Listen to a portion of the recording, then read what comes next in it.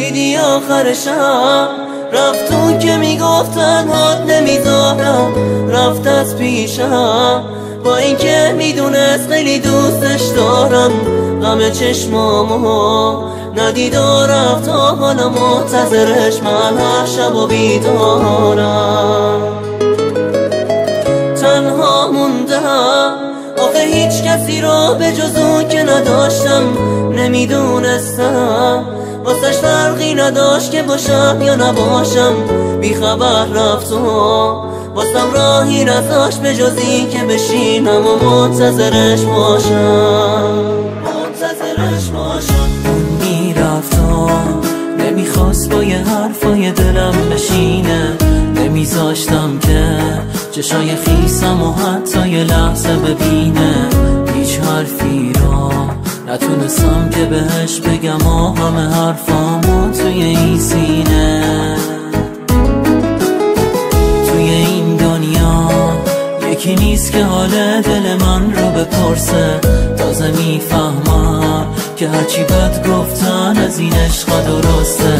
گریه میکردم پشت سرت تا نفهمی که قلب من از دوریت میخوره قصه.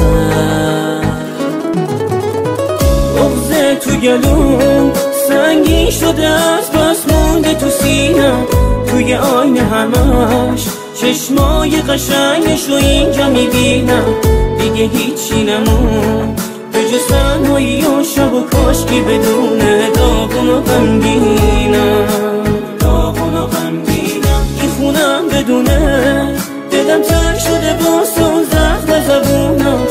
وقتی که به من میگفت حق با منه جای حرفی نمیذاش. کاش میفهمیدم که نمیمونه پیشم و نمیمونه پای همه قولاش.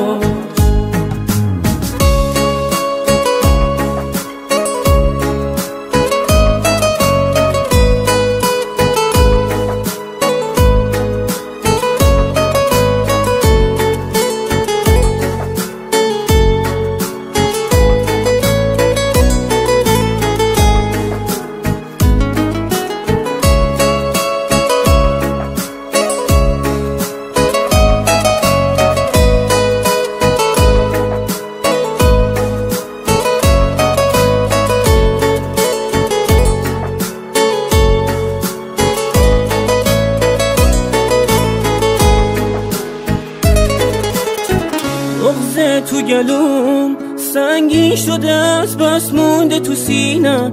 توی آینه همش چشمای قشنگش رو اینجا میبینم. دیگه هیچی نمون به جز تنهایی و شب و کاشکی بدونه داغون و غمگینم.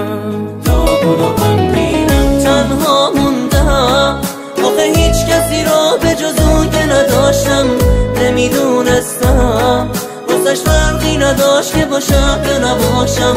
بیخبر رفت و واسم راهی نذاشت به جز این که بشینم و منتظرش باشم.